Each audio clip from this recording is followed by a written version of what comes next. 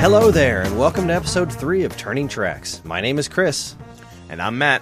And we're here to talk about the music that we love.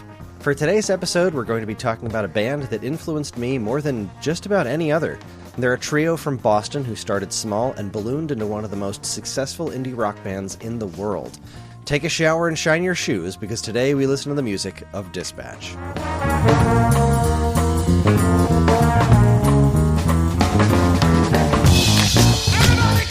Well, hello, Matt. Hello, Kris. How the heck are you? I just got back from the dentist, so I'm all right. Living the dream. Yeah, buddy. Oh boy. Well, I'm also doing pretty good. I'm really excited about this one. I'm kind of again a little nervous. They still have some of the nerves going on. Really, only the second episode of sharing some of my my favorite music, but this is it's a big band for me. It's a big one, so I'm awesome. I'm stoked. Well, I mean, I said pre-record button. I'm coming in very much with an open mind. I'm very excited to hear stuff I've never heard before, or at least I believe I've never heard before. So, yeah, I'm excited with you and for you. Awesome. Well, this is yet another stylistic left turn. This is going to be pretty different from both Fountains of Wayne and White Zombie. So I imagine so. And that's that's what I like about this show. I love discovering new music. I've been diving into some research from other bands I want to do later episodes on, and I'm going to say the band because eventually I want to get there. But this one band that my friend Mark introduced me to, I freaking loved the album that he gave me. Freaking loved it. It's so good. And I found out that they had one other album and one other EP.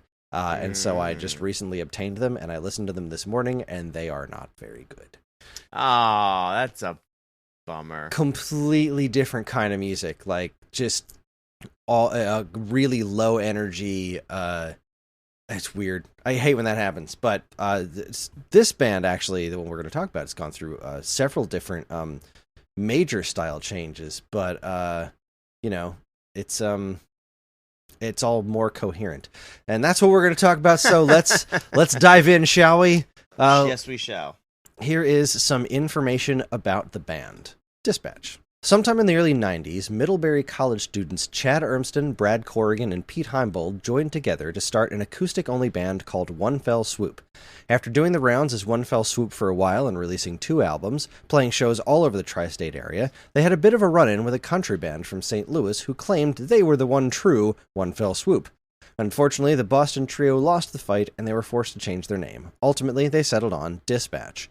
Hey, so we're Dispatch. Some of you guys out there might know us as One Fell Swoop. We had a little run-in with a country band in St. Louis, and unfortunately lost the fight, so we changed our name to Dispatch, and thanks for having us. Their music quickly evolved into a fascinating and fun mix of acoustic and electric music, with their sets often split between the two styles.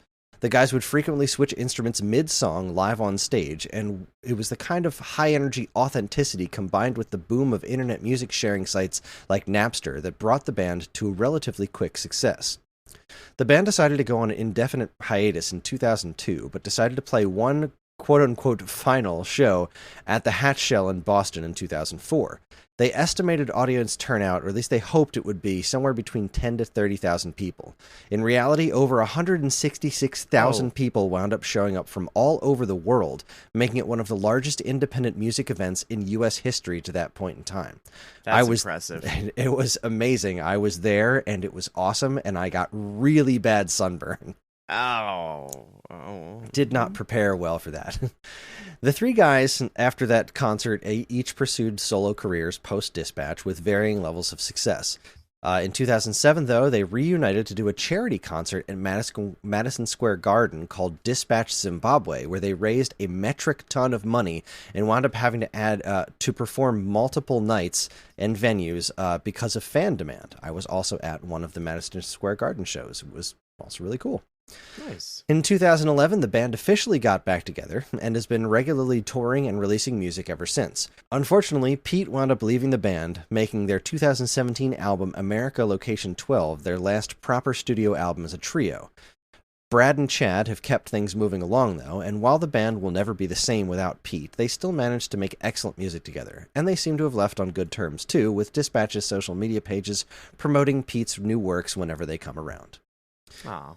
So, I assume you don't have much, if any. Do you have any personal history with this band? Not a single clue. Okay. The only thing I could speak to is being in a band that has the same name as another band and going, I guess we have to change our name. That's about it. Well, let's see. I have quite a history with this band. You had mentioned that White Zombie was like the thing that you modeled yourself after, musically speaking. That was this band for me, and my first band, One Pedaled Bike, that I was involved in. And the whole acoustic electric thing, switching in between sets, watching these guys live was how I learned how to play hand percussion.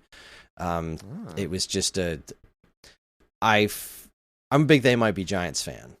And goodness, this must have been in, let's see, I think this was around 1997. They Might Be Giants played a festival in Atlantic City called the Fuse Festival.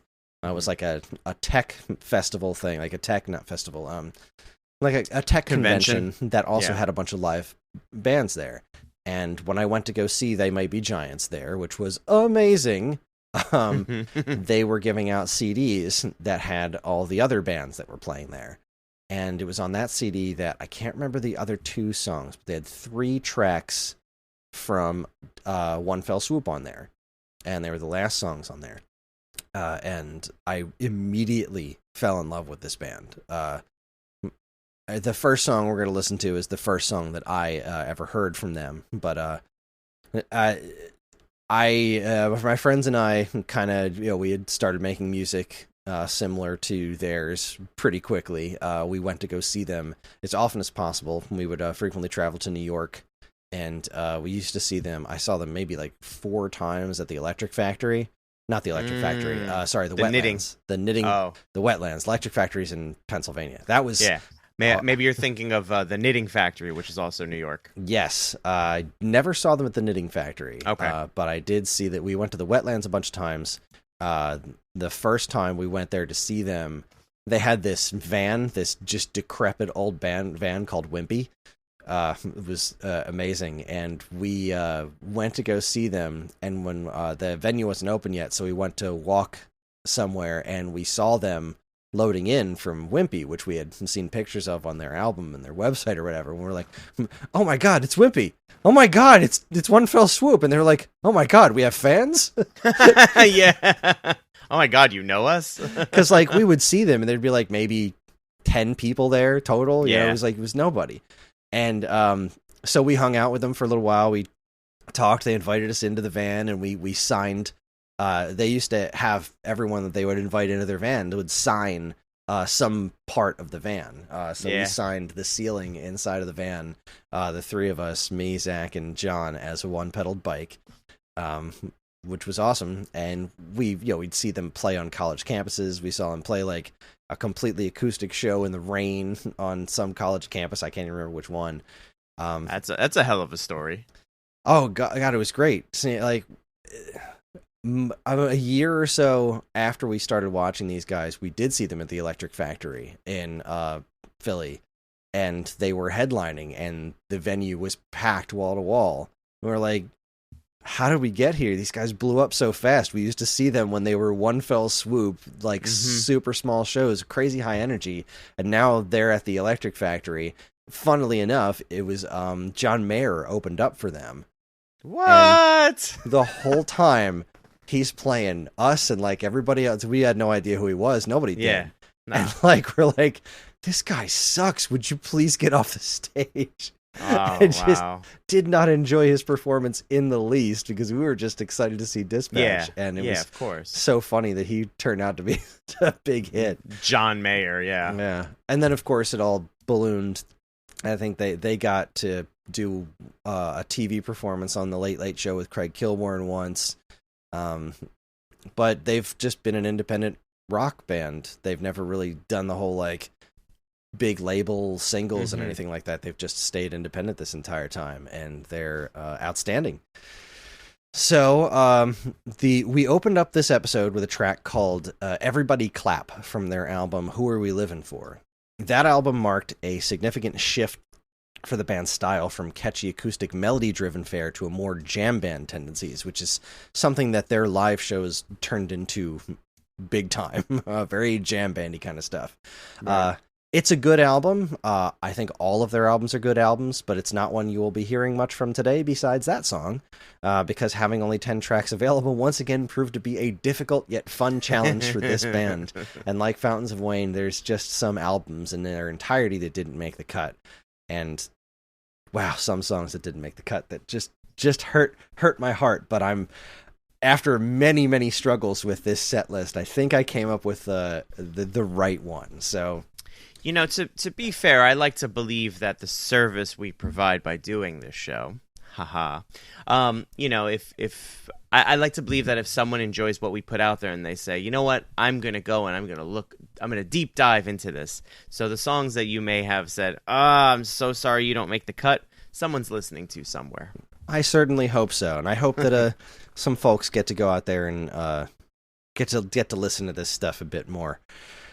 All right, so the first track we're going to listen to proper is the first song that I ever heard by this band, which was on that Fuse Festival CD. This song is called The General. And if there is a song by Dispatch that you have heard in the world, it's probably this one. This is by far their most popular song. It is... I hate violence in general. I love it in media. Fake violence is awesome. I love it in video games and movies, and but real life violence I have never been fond of. I think war is stupid, and up until this point, I hadn't really heard a song, as somebody who never like got into Beatles or even like Rage Against the Machine or anything like that. I'd never heard a song that communicated just being anti-war in some way, shape, or form, or really political in any way, shape, or form. This song just knocked me on my ass when I first heard it, and it's still really easily one of my favorite songs and one of my absolute all-time favorite albums. This comes off of their album Bang Bang from 1997.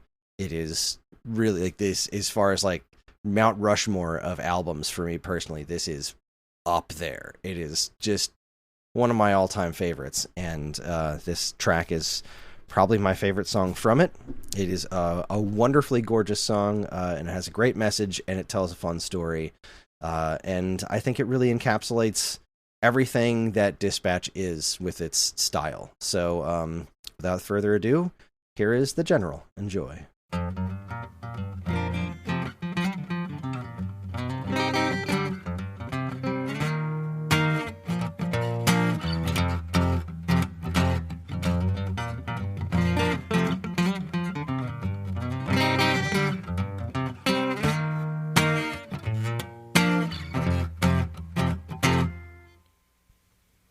There was a decorated general with a heart of gold that likened him to all the stories he told of past battles won and lost and legends of old.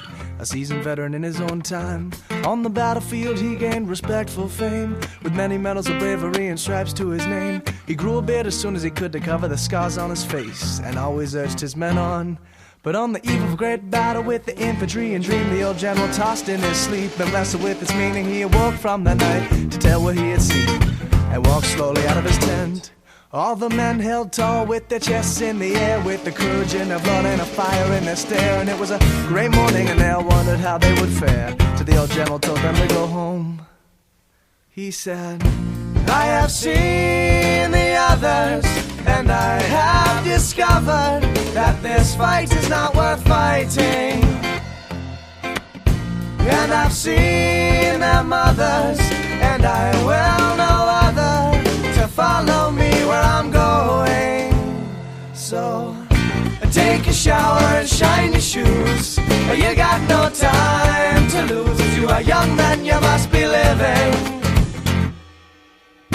Take a shower and shine your shoes, you got no time to lose. If you are young then you must be living.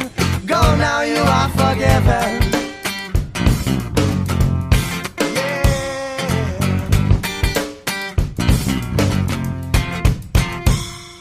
But the men stood fast with their guns on their shoulders, not knowing what to do with the contradicting orders. The general said he would do his own duty, but he extended no further.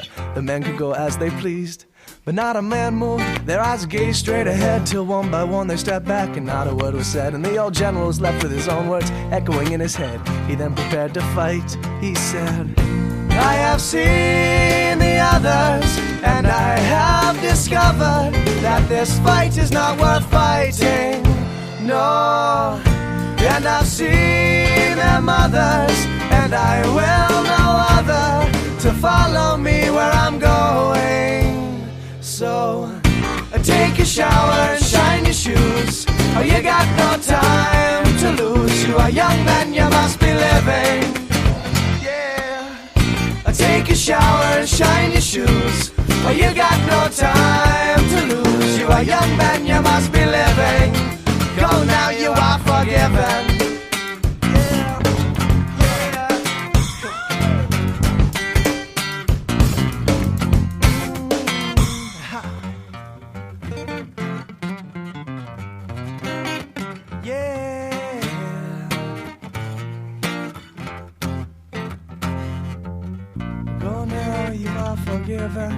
Go now, you are forgiven. Go now, you are forgiven. Go. Yeah. Go now, you are forgiven. Go now, you are forgiven. Go now, you are forgiven. Go. Oh, go now, you are forgiven. Go now, you are forgiven. Go now, you got to be, got to be, got to be, got to be, got to be. Hey.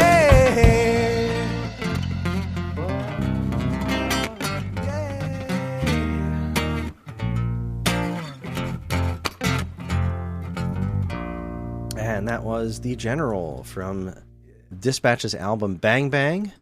And what'd you make of that? So, I'm smiling. The short answer is I'm smiling. Right.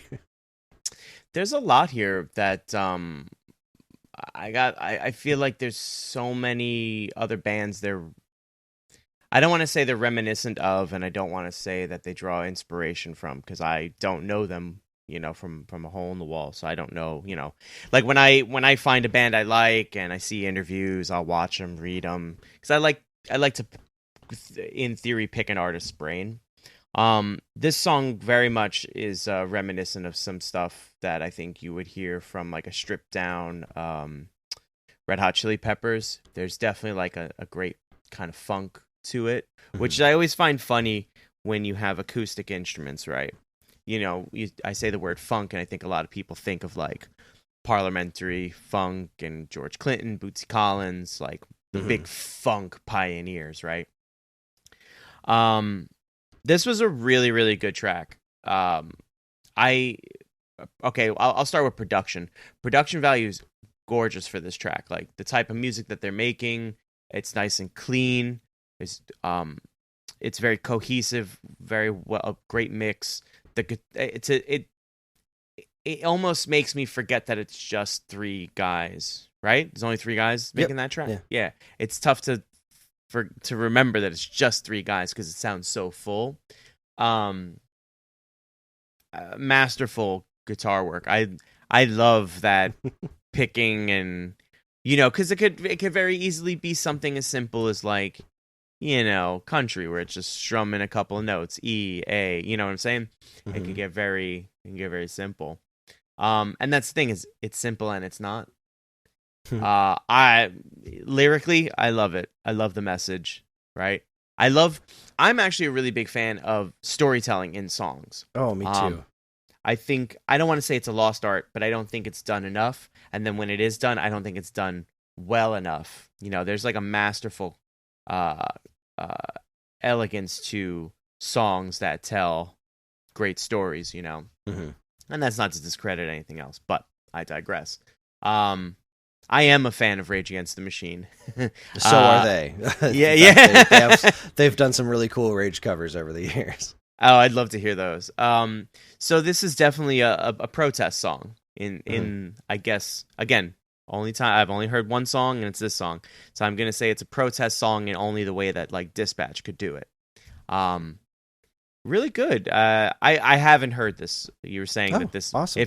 If you've heard a Dispatch song, it was probably this one. I haven't heard. All right. Then I've cool. heard Zip Zero. Guy's voice is really good too. What's the singer's name? All right. So actually, all three of them. This is one of the reasons I picked this one. So this track is a Chad song. Chad sings this one. He's such a Chad. So basically throughout their career, there's the three of them harmonize incredibly well together, which is another thing that really, really hit me on this one. This is mostly Brad and Chad harmonizing with one another, and there's Pete songs. The next song we're going to listen to is a Pete song, and then the song after that is what I would consider a Brad song. And they all sing together on these songs, but like they have their own distinct styles where each one of them would take kind of the lead as far as the vocals are concerned and as far as the songwriting is concerned. So this one's very much a Chad song. What is super cool about this one is last year Chad recorded this in Russian because of the war with Ukraine. He recorded the general? He recorded the general. He translated it completely to Russian. He doesn't speak Russian, but he had somebody help him out with it and all the pronunciation, and he recorded it in Russian just as a way to protest the war, which I thought was really cool.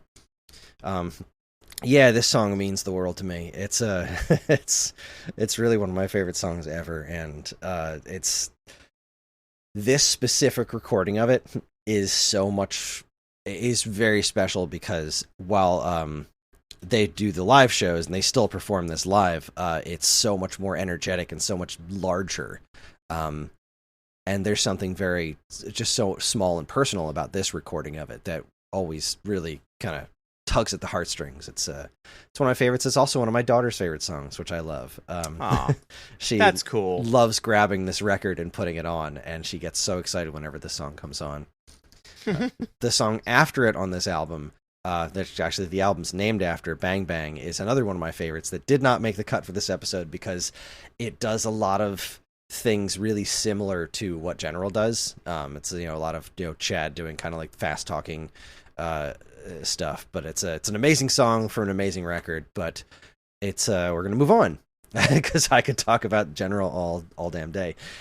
So this next one is called Bullet Holes, and this is what I would consider a Pete song. This is a song that he is taking the lead on singing wise, and it's really got a lot of his style in it. Pete is an amazing singer. He has a very different voice from Chad. They harmonize incredibly well together, but he's just got an amazing style, and he plays. I've never seen anyone play. I'm sure he's not the only one who does this, but I've never seen anyone play guitar like him. He does lead guitar, but he doesn't really use a pick. He tends to strum his guitar like a bass, which is wild. It's just really fun to watch. Pete's awesome. He did his own. To go back to Chad, I said that they all did their own solo projects. Chad did 2 solo projects, actually. One that was way more Rage inspired called State Radio, which is just great stuff. And then he did a lot more like smaller, more acoustic personal stuff under the name Chadwick Stokes. So those were great, his solo things. Pete has a bunch of solo albums under the name Pete Francis, but this is his work with Dispatch off their album 4 Day Trials from 1999.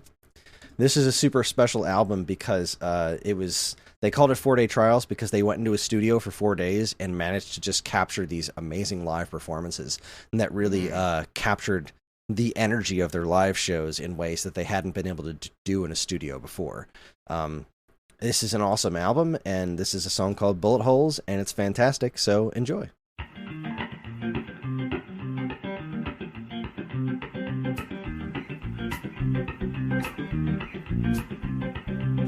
Blackbirds are bullet holes scattered across the sky. I wander these steep hills into the gray light. My fingers collapse around my pen like soldier trying to hold up the flag. I'm calling out once again in this letter to you, my friend. In this letter to you, my friend. In this letter to you, my friend. Don't tell me you've been coming up easy. Stop, drop, your life is greasy. You used to say that you would come around, but you're never here. have been up above, so high, so high, so high, and lived in the dirt. You have felt some love, and you have been hurt.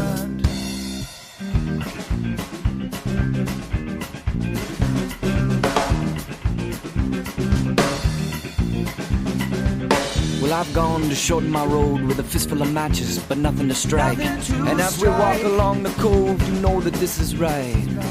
Well, you may think I'm crazy, you may think I'm foolish, but I'm coming through the lightning, coming back to you. Don't tell me you've been coming up easy. Stop, drop, life is greasy. You used to say that you would come around, but you're never here. You have been up above, so high, so high, so high, and lived in the dirt. You have felt some love, and you have been hurt.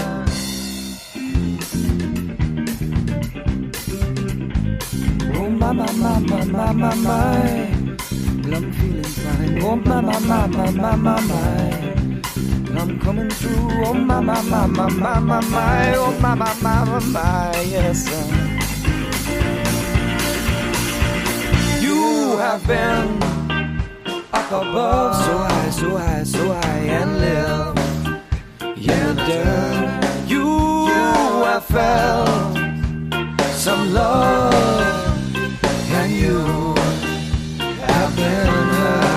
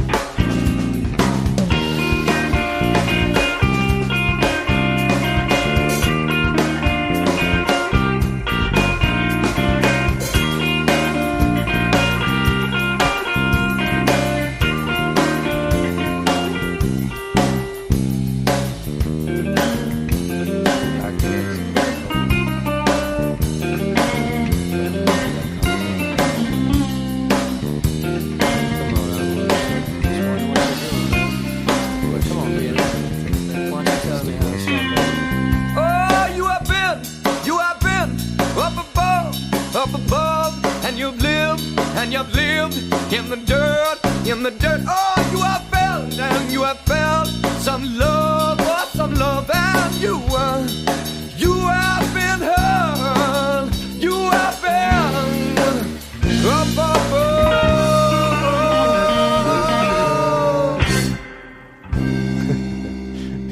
That was Bullet Holes by Dispatch off 4 Day Trials, and I love Pete's voice. I love that guy can sing.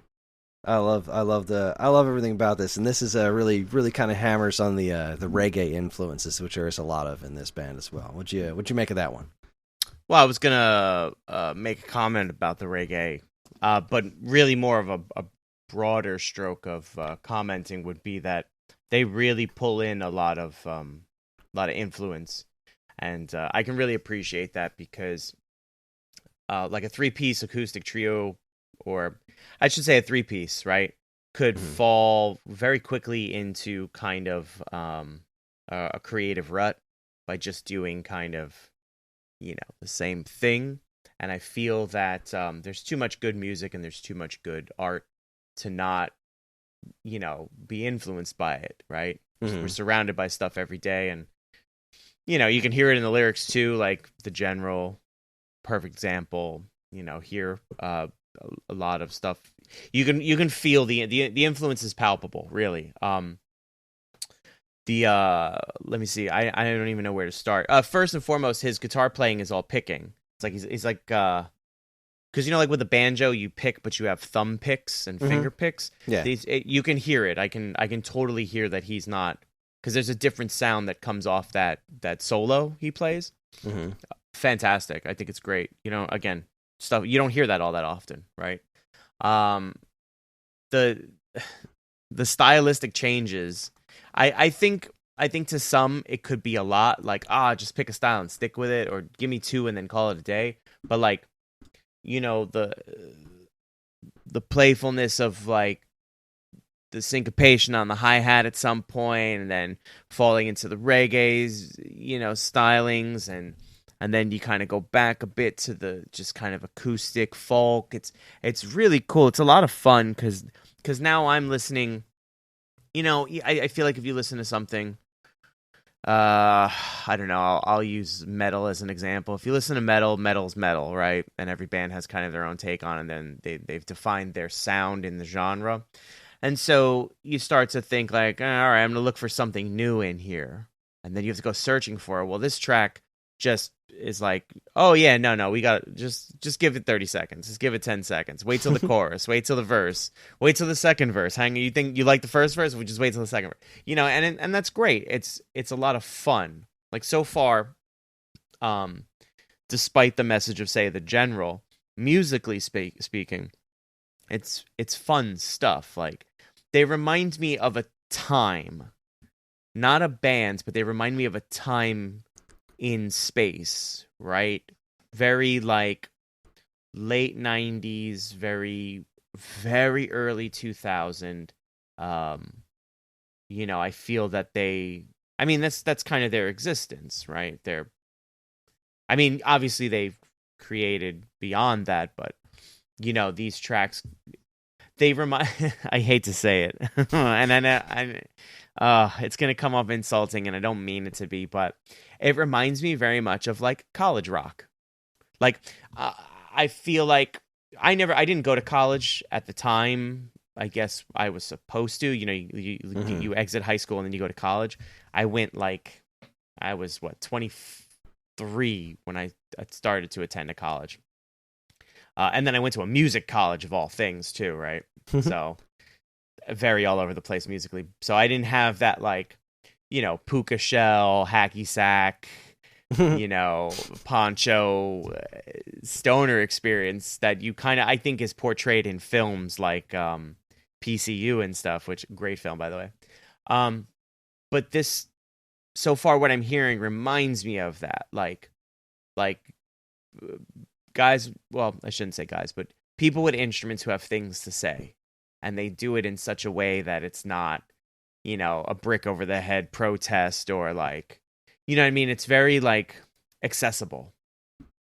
And I think that's kind of where I'm going with all this. Is they're so far so good. Like, I love what I hear. They're a lot of fun. They're ridiculously musically and talented. Like, no question about that. And then the tracks so far have been fun, and again, despite the dark nature of the general, it's still strip away the lyrics. Well, you got your music, right? But please don't strip away the lyrics. They're just as important. Well, I agree. There's a lot of fun, and I definitely stuck with more of the fun stuff for the most part here. There's definitely some less fun, some angrier music eventually in their career and stuff like that. But it's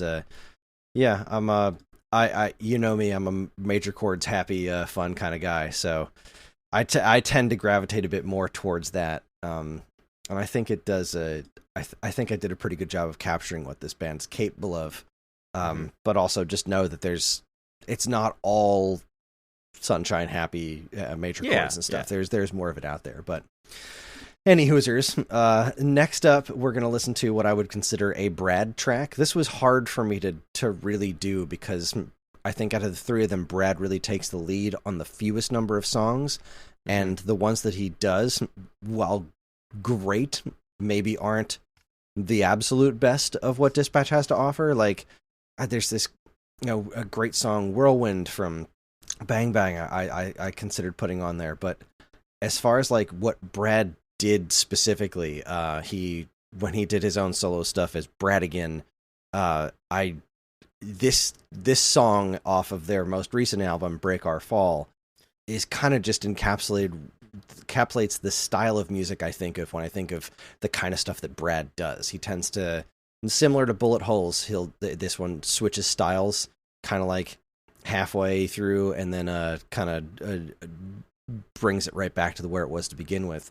Another kind of sort of reggae influenced tune. It is mostly Brad and Chad. Actually, it's all Brad and Chad sing this one because this was off of Break Our Fall, their most recent album from last year, 2021, where Pete had left the band. So this is a great tune. It's called One by One, and enjoy it. Came of age racing round the Georgia hills, grew tall and straight round the backwoods hills. You could do anything on the court and feel like you preferred getting high on the roof of the motel. One by one, all that living that we done, how the days they seem so long and true.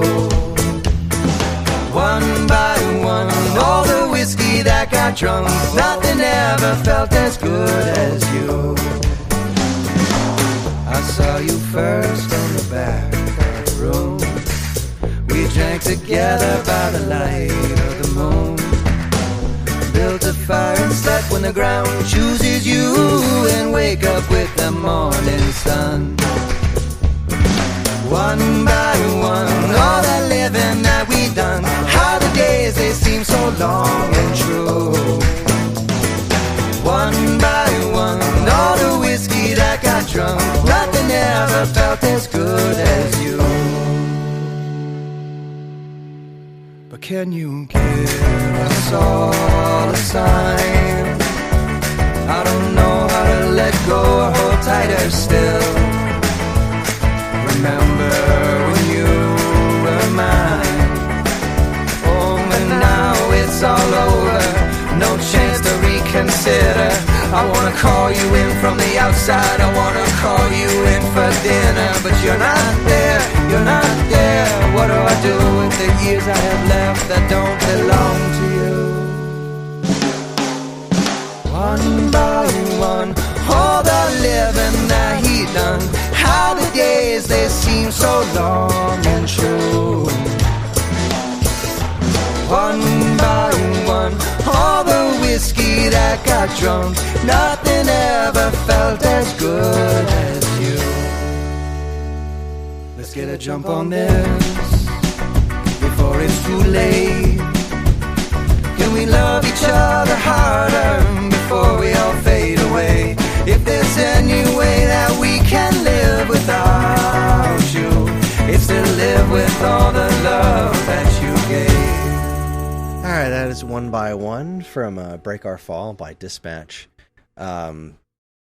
This album is full of some really I don't want to say difficult to listen to music, but it's full of loss. It's filled with wonderful, beautiful songs about some just a lot of pain and loss that the band had been through over the years. And you can hear a little bit of that in this song. Mm-hmm. It's about remembering to focus on the positive time we had together, as opposed to the fact that you're not here anymore.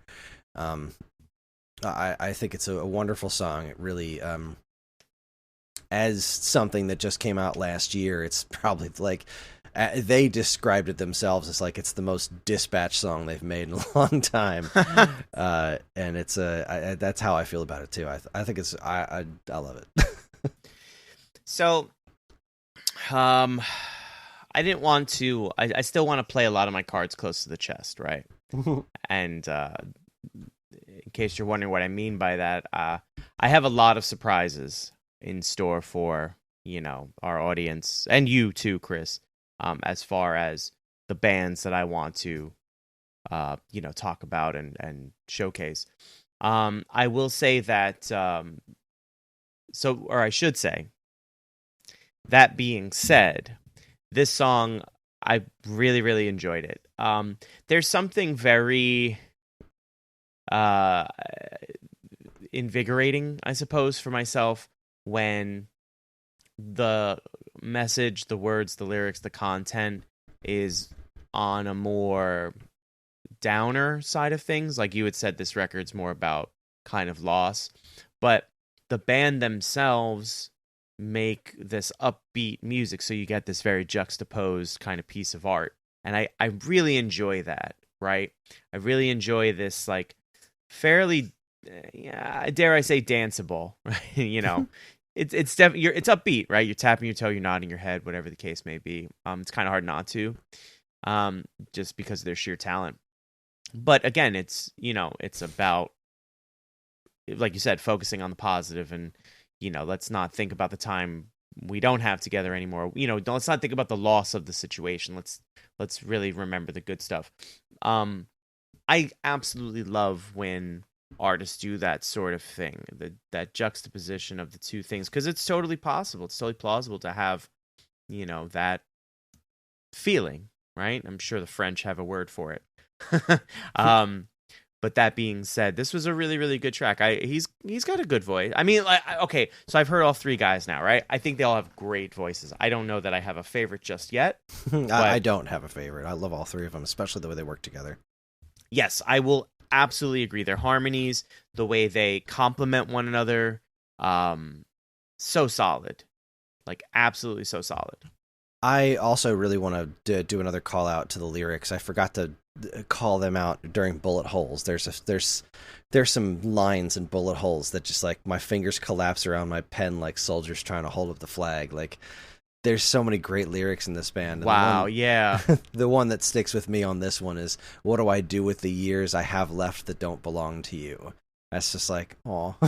It's I mean, that's like a craftsman at work, right? Really? The pen and the flag, like, the first thing I think of is a Iwo Jima, right? The way you hold the pens at an angle. The famous photo and statue is the flag's at an angle being raised up. Yeah. It's so perfect. Yeah. That's what I love about language, especially in the form of song, is to be able to really just paint a picture without using a brush or a canvas. You're using words and someone's, kind of internal canvas. It's brilliant. It's absolutely brilliant. Well, so we're going to move on to the next track, which is called Only the Wild Ones. It's off of America Location 12, which was released in 2017. This was, like I said before, this was the last album that the three of them were involved in together. This was their first album they'd released in quite a long time. Their first proper album. They did an EP that was pretty nice a year or two prior, but this was their first full album in a very long time. And this was the song. I think it's the second track on the album. This song was the thing that just cemented me. Like, okay, they haven't lost it. They haven't changed. They still have 100%. I'm so happy they're still doing the music that I love. Because the first track off of America Location 12, let me run to the album real quick just to show, just to make sure. Yeah. So the first song it's pretty dispatch. It's called Be Gone, but it's a lot heavier. It reminded me a lot more of Chad's solo work. Whereas once this song came up, this just reminded me of why I love this band so darn much. So this song is called Only the Wild Ones. It's another wonderful song, and enjoy.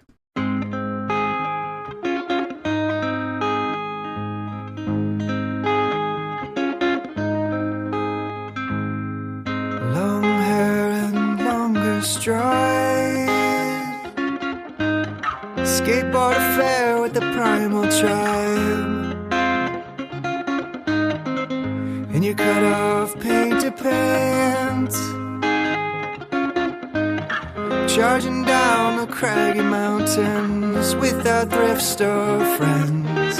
And who you find so in love with the fallen earth? Oh, you wake in the middle of the fallen night with the summer playing coy. And in the attics of the city night, we talked Corso and the MC5, and you could dance like we were all alright. And only the wild ones give you something and never want it back. Oh, the riot and the rush of the warm night air. Only the wild ones are the ones you can never catch. Stars are open up No place to go but everywhere.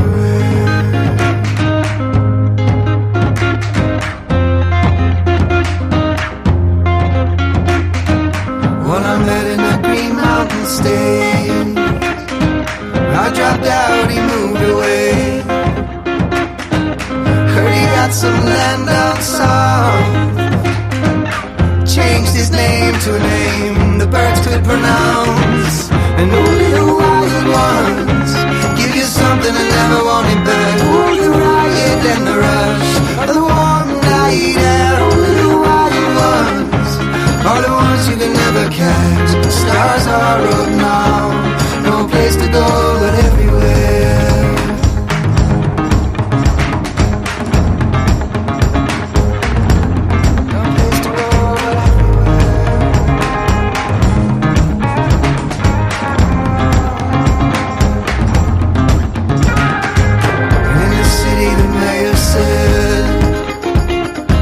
Those who dance are all misled.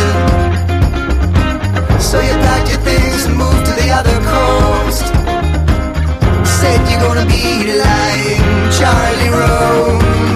And only the wild ones give you something and never want it back. Oh, the riot and the rush are the warm night air. Only the wild ones are the ones you can never catch. Stars are up now, no place to go but everywhere.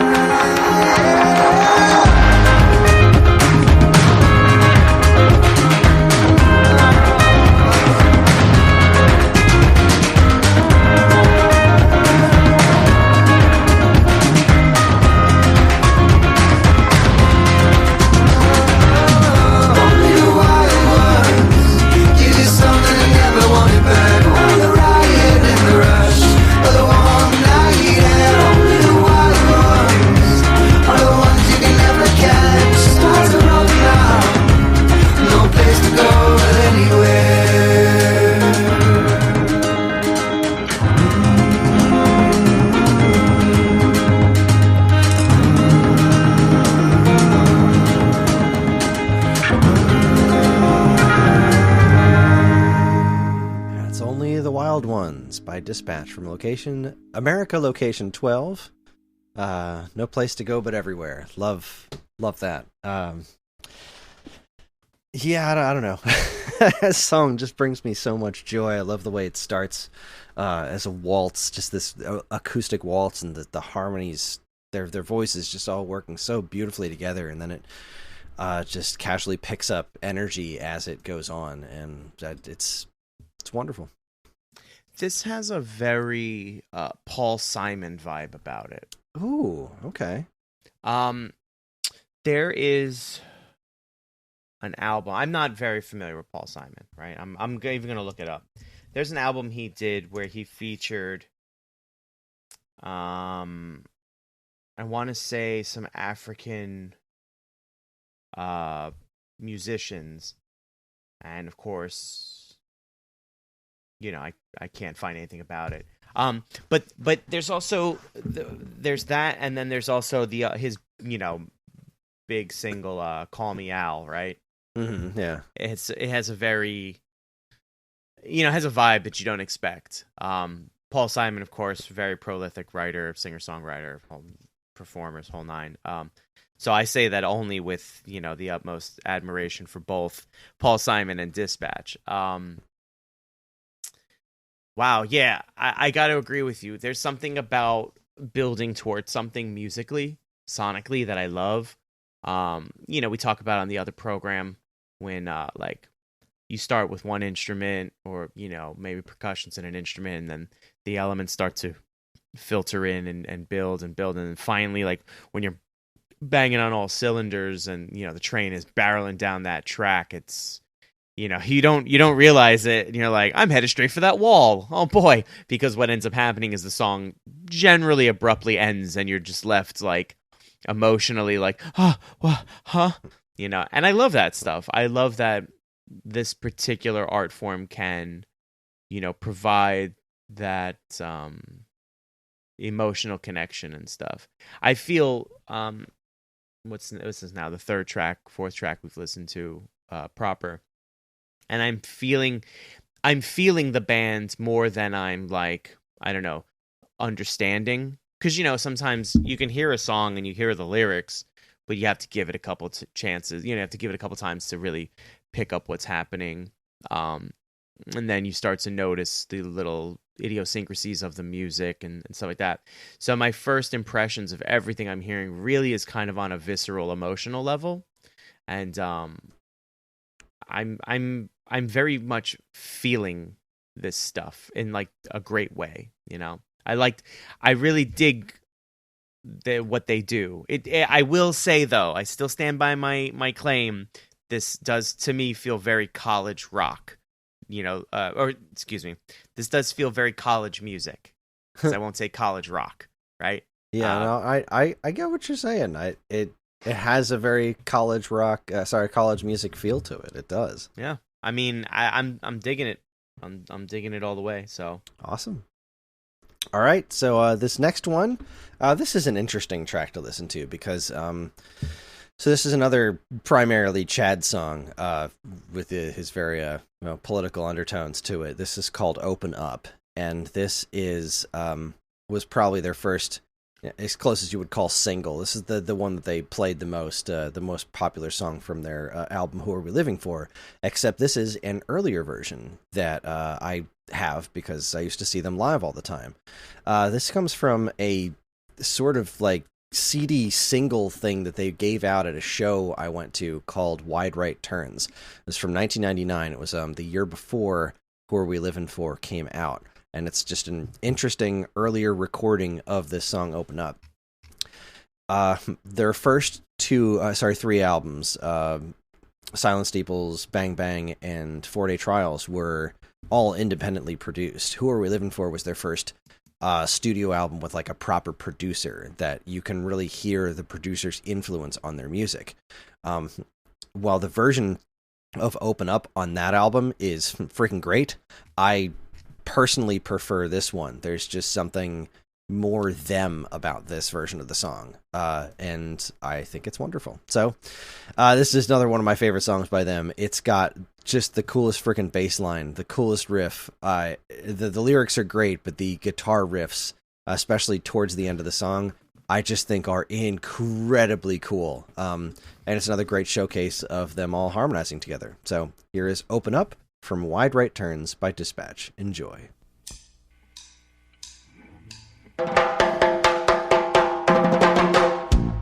They were looking for me when I came to. They were looking for me when I came back. Said, "Hey, you're looking very suspicious." I said, "Relax, man, get off my back." I said, "Relax, man, get off my back." I ain't opposed to seeking justice, but you're going about it all wrong. The man you're looking for does not exist. He's just a figment of the higher man's tongue. And they say, "Open up, we're coming inside. You can't run, so you may as well hide. We got the place covered from head to toe, head to toe. Open up, we're coming inside. What's it feel like to know you're gonna die? On the other side of the road, on the other side of the road, on the other side of the road."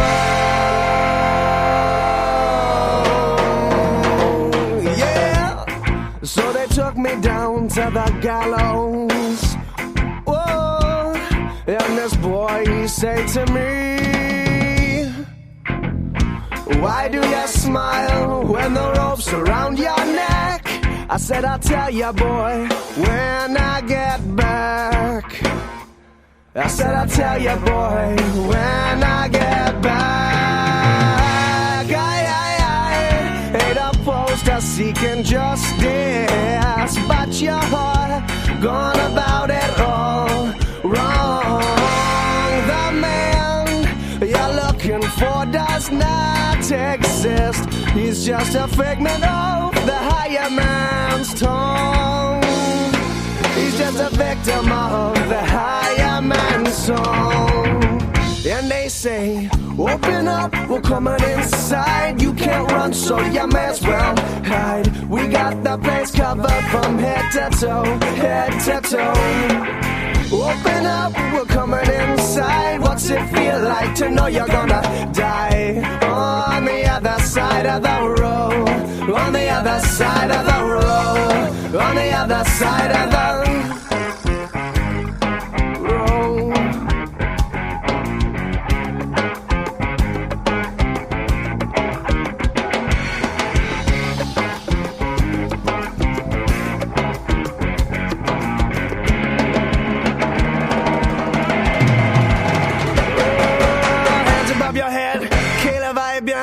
Step out of line and we'll fill you with lead. How are we to know that you are not a liar? Hey, don't you see we have a job to do, and our job is the law, job is the law.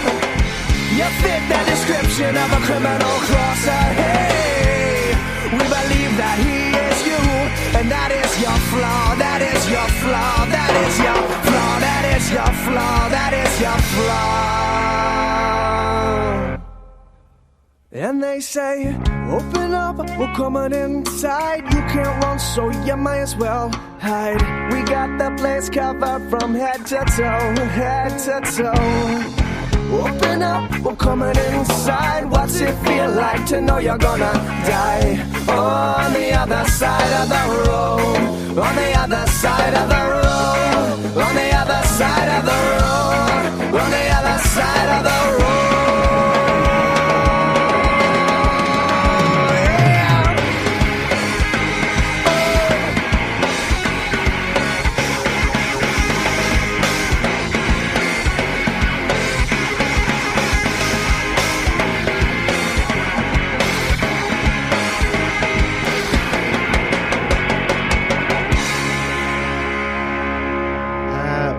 Open Up by Dispatch off of their little single freebie thing called Wide Right Turns that I got back in 1999. I flippin' love that song. I love that riff. I love the lyrics. I love the harmonies. I love every freaking aspect of that song. I can't compete with what you just said. Nah, look, every song so far has been great, and this is no exception. There's just something about like light reggae, borderline ska that is impossible not to enjoy, I think. Oh, it's so hard not to move when listening to this song, and God, really, yeah. When I was seeing them live playing this song, like early on, they got, I don't want to say they got better at playing the song. They got technically better at playing the song later, because I remember hearing this for the first time, I think at one of the Wetlands shows, and it was so fast. It started off this slow and just got faster and faster and faster as they played. And I, as a drummer, that used to happen to me all the time. You think you're keeping time in your head, and just the adrenaline's making everything else sound slower than it is. Then you hear a recording of yourself, like, oh, what did I do? What did I do? Totally rushing that. Yeah. I was rushing the heck out of that, and I would definitely see that happen a lot. So I don't think I've actually really broken this down. They all switch instruments near constantly, but Pete and Chad, primarily speaking, Chad is the rhythm guitar, Pete is lead guitar, and Brad is drums primarily, but they all flop around and do all the different things with one another. But this is it's really, really one of my favorites, and really the version on Who Are We Living For has such a different, it doesn't have that different of a sense of energy to it, but there's something so much more raw about this one that I really like. But both versions are great. This one I don't think is very easy to find. It's not for sale anywhere. So hearing this version of this song is not something that I think anybody can really do that doesn't have this little freebie that they handed out. But yeah, love this tune. I'll agree with you in some respect to what you're talking about, how this version versus like, a later version or a different, more popular version, whatever the case may be, how it doesn't you feel the way this way and not that way about the other. There's a Nirvana song that was a B-side to a single, and back in our day, you had to hunt these things down and really hunt them down, right? It was like a Japanese import or some such, and I got my hands on it. And the song's called Marigold, and Dave Grohl sings, right? And I think Kurt plays drums. But 20 plus years later, Foo Fighters emerged to be like the premier, rock band that it becomes. And Foo Fighters release Marigold, and it's just not the same. You know what I mean? Mm-hmm. Three guys in a recording studio or just whatever about life, and then, to take it 20 something years later, and re-record it. You have 20 years under your belt of living and experience and, getting better at your craft, and you're not the same person you were 20 years ago. So yeah, absolutely. I absolutely get that. I appreciate it, right? Because it's nice to see, evolution in an artist. But, sometimes you like the classics better. I hate to sound like a hipster, but I like the first version. Yeah, I liked it when I couldn't get it. I like it when it wasn't accessible to everyone. But it's really good. It's another really, really good track. I mean, so far, I get it. These are all handpicked, but so far you've handpicked some very good music. Awesome. I'm so glad to hear it is being enjoyed. Okay, so next up we have, let's say another Pete song. This is from 4 Day Trials. This song's called Mission. There is a spectacular version of this on Bang Bang. Again, my favorite albums. But I went with this version because the thing with 4 Day Trials is, like I said before, with Bullet Holes, when they did this album, it really captured their live energy. And this is... I freaking love this song, and both versions are great, but this one really does capture what it feels like to see these guys live. So, without further ado, here is Mission off of 4 Day Trials. Enjoy. I'm both. Come on.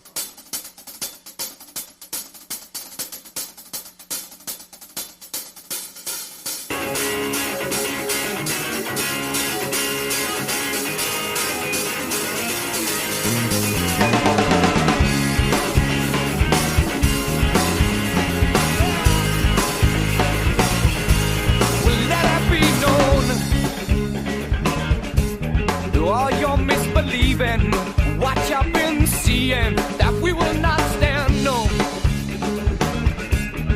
will not be mistaken. We will go there, leave this weakness, 'cause I have been waiting. We will go there, leave this weakness, 'cause I have been waiting.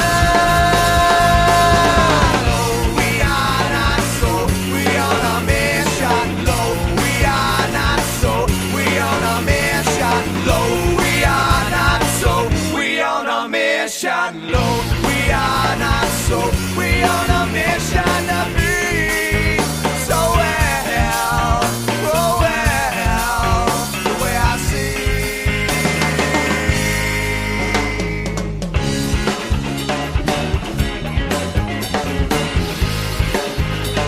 Oh, we go down this, down that, there'll be no talk of turning back, he said. Down this, down that,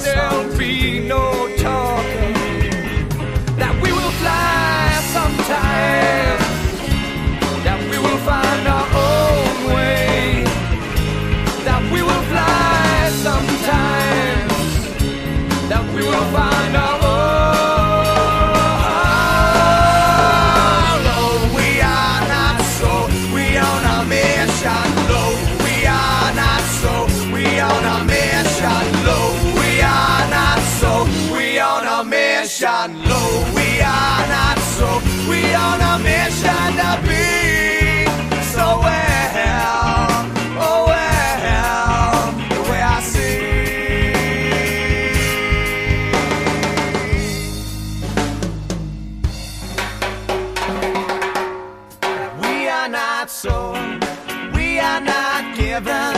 We are not sold on what we have seen. We are not sold. We are not given. We are not sold on what we have seen. We're gone. We're gone. Goodbye. We ain't never coming back. Whoa! We're gone. We're gone. The list is long. We are many strong. The ceilings are coming down. Low. We are not so. We on a mission. Low. We are not so. We on a mission. Low. We are not so. We on a mission. Low. We are not so. We on a mission.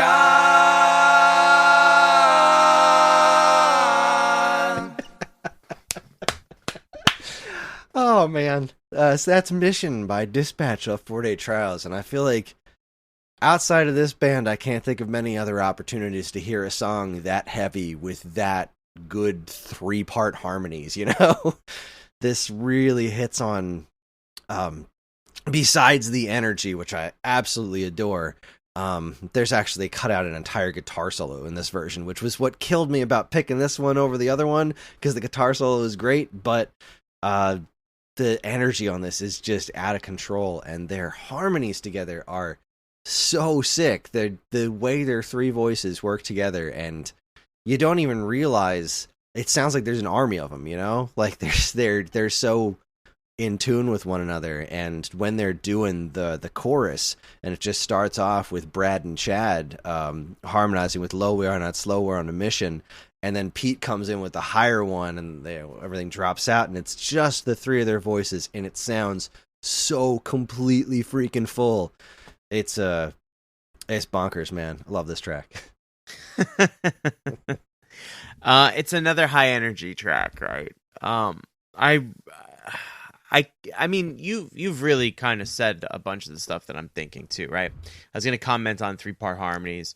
Fantastic. Like any group that can do that, like I think you've already won half the battle. 3-part harmonies aren't easy, and then you talk about Queen with their 4-part harmonies. Oh my god, yeah. And then the multi-tracking of it, tremendous. But we're not talking about Queen right now. We're talking about Dispatch. These guys kill it. I love the idea of kind of a live record that isn't, a stage recording. It's an in-studio kind of like one take, let's do it, and especially if you've been, playing together for more than, I'd say, 5-10 years, right? There's a different level of energy that comes, to performing, right? Especially if you enjoy performing live too, right? Like things, I mean, you've performed live, I've performed live, maybe some of our listeners have too. To your point about drumming, right? You go back and you listen, you're like, wow, I was really rushing that, right? The adrenaline gets you, and so on. But to be able to kind of harness it and distill it down into a record, right, which is such a static kind of experience, to be able to put the emotion and the energy of performing live into it that's impressive. It's like a whole level of like alchemy that I don't quite understand per se. How do you capture lightning in a bottle, right? Because you can't set out to do that. It just happens, and these guys have been fortunate enough to be able to put that on wax, so to speak. It's a really good recording. First of all, the production value is great. I love their sound, right? It's clean, but not in an obnoxious way, because there are metal bands that record metal, right? Dirty distortions and stuff, but it's clean and everything sits in its place. And maybe for some bands that works. I don't personally prefer it, but like music like this, where you have a lot going on, you have your 3-part harmonies, you have your really talented musicians just kind of gelling and jamming, like it's perfect. It's a really good. And I think this is, of the tracks I've listened to so far, if someone were jumping in for the first time, we'd be like, give this track a listen first. And like this to me is like a tent pole where it's like, this is really kind of what the band might mostly be about. You'll get your outliers and stuff, but this is really kind of, to me, this is the core of who they are. Word. Sonically speaking, I should say. Well said. All right. Well, next up, we're actually going to play a song off of their first album, which I surprisingly hadn't picked any tracks off of so far. And this is another one that I wanted to pick something off of their first album it's a lot rougher and a little bit more weirdly experimental, I think, than Bang Bang, where I think they really fell into their sound. But there's so many good songs off their first album. Like, there just really is. This one is called Hey Hey, and it's another really good showcase of the three of them working together sonically. Their voices just really matching one another. It's a really pretty song, and it's got some amazing harmonies. So enjoy. Here's Hey Hey from Silent Steeples. Hey, hey, hey, hey, hey, hey, hey, hey,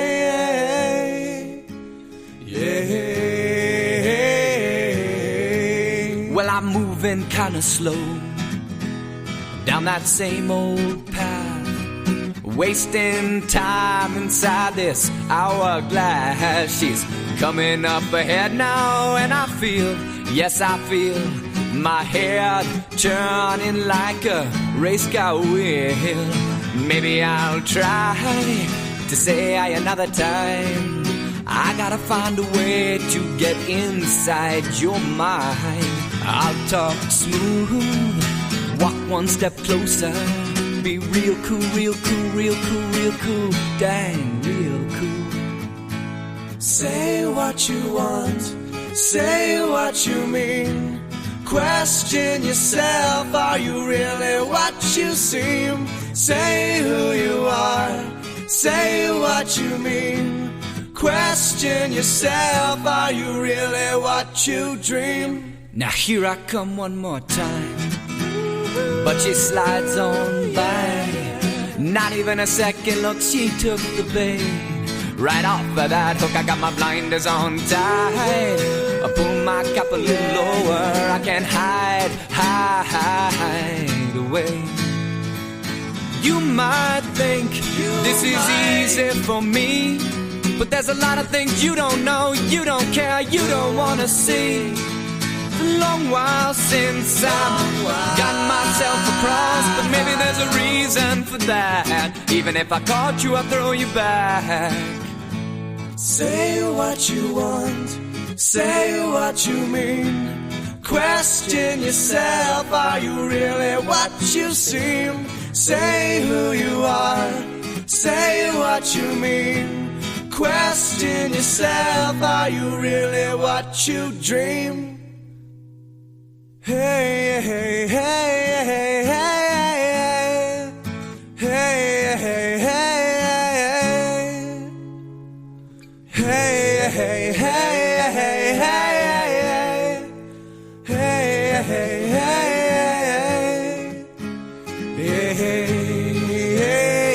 hey. Well, I really don't wanna fall back, 'cause you don't seem like you care. And if I would fall back, You don't seem like you care.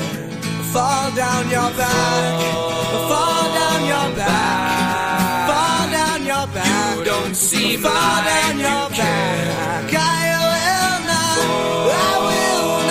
hold you back. You don't seem like you care. Fall back, you don't. Hey, yeah, hey, hey, hey, hey, hey, hey,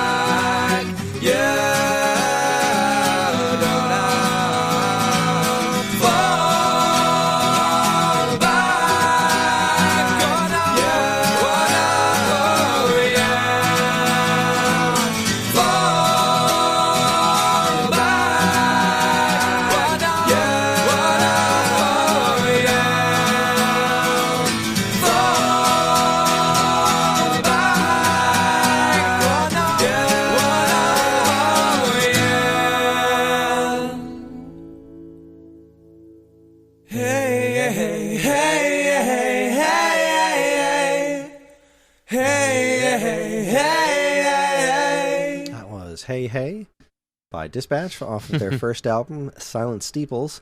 And it's so hard to listen to that song and not the song that comes after it on the album, which is a wonderful tune called Flying Horses. But unfortunately, just it's only so many hours in the day. So, Yeah. I like that song. I feel like the first chunk of the song is like, all right, this is pretty good. It's a pretty standard college acoustic music. But once they really start singing together in the back half is when it just became something a bit more special, and that's why I picked this one, just because it's such a strong showcase of them.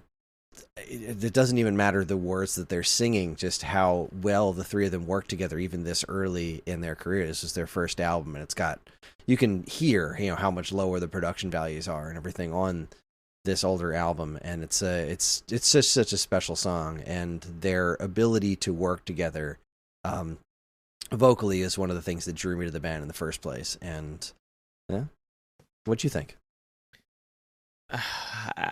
You keep putting bangers in front of me, man. Like, I'm being facetious when I say that, but the sentiment is still the same. I mean, these are really, really good tracks. I think part of what's really doing it for me is that the recording of them, right? Like the minor reverbs being used, like it's not heavy-handed. It's enough to give them space and let everyone exist and kind of exist in this fictitious 3D space, I guess, that we create inside our heads. So I don't know how fictitious that is, but it's very, I mean, they write great stuff, and it's I fully understand why I've never heard of this band, right? I have, in my 20s I had my very staunch biases about music, and I liked what I liked, and everything that was kind of outside of those boundaries for a long time, where it didn't exist to me. It was only until I got into my 30s when I really started, well, I'll say my late 20s, when I really started pursuing a career in audio engineering and film, that I realized, like, I'm stupid. Like, I'm limiting myself here. Not even from like a taste perspective. I'm just limiting myself from a influence perspective, right? Like, I'm missing out on so much by just being this guy who wants to listen to like angry, driven music, right? So, that being said, right, this is just great stuff. Like, it's great singer-songwriter stuff. It's three uber talented guys. You can tell that they enjoy what they do too, right? Because yeah. I feel like people that are just put together to create music, Backstreet, In Sync,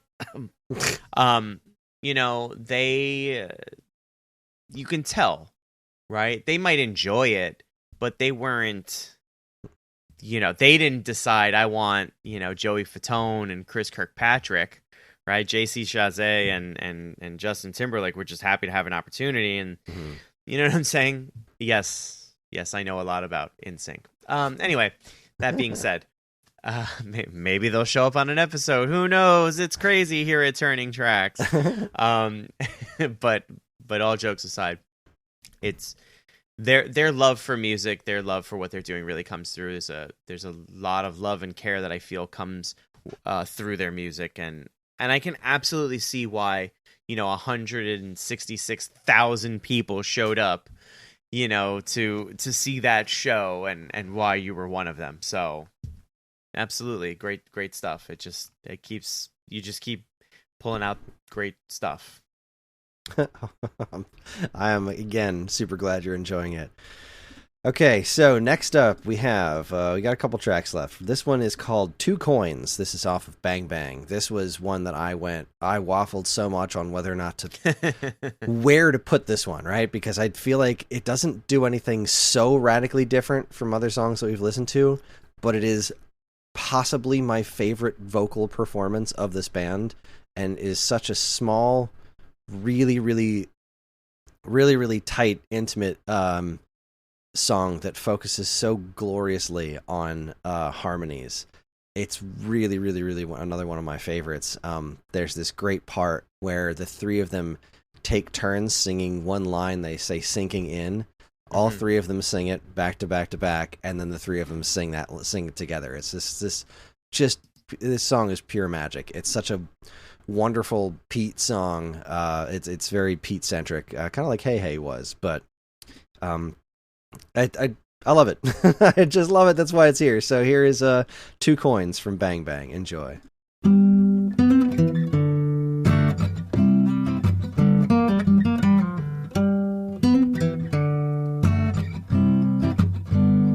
I stick loneliness, your lips, and the 2 coins of your eyes into my pockets. Yeah, well, the train skates into Port Henry, a late Sunday. Alright. Sometimes when I'm riding high, feeling fine, you know there's something troubling you, troubling my mind. So I reach into my pocket for some small change. I reach into my pocket for some small change.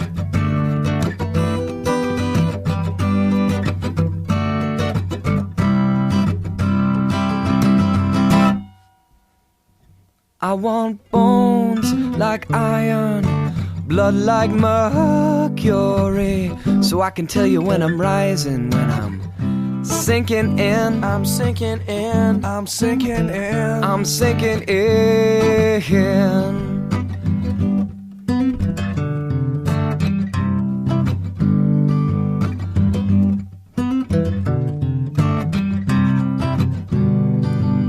I reach into my pocket for some small change. I reach into my pocket for some small change, yeah.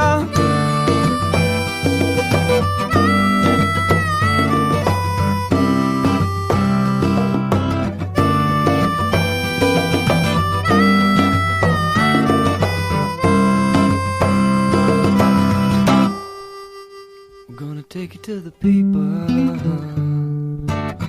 Yeah, we're gonna take it to the people.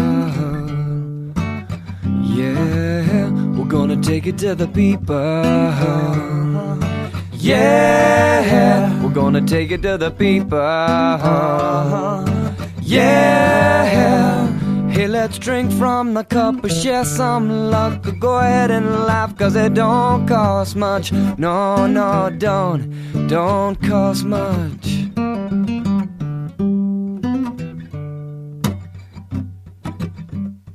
I stick loneliness, your lips, and the 2 coins of your eyes into my pockets. Yeah, I stick loneliness, your lips, and the 2 coins of your eyes into my pockets. Yeah. That was 2 Coins by Dispatch. I want bones like iron and blood like mercury. I love those lyrics. This is that's what I said it was. I delivered. What more do you want from me? Nah, there's originally when I put this together, there's a really fun piece, a really fun song that comes right after this on the album, called Railway Station, and it's a super fun song that includes the lyrics. But before I know it, I'm going down this little bitty river in a boat a little bigger than a bathtub, and I love that song. But I decided to go with 2 Coins. I kept going back and forth, like, but I love this song. It's really one of my favorite vocal performances this band's ever done. I just love the way this song comes together. It's so simple and so effective. Just warms my heart. I mean, again, this is like,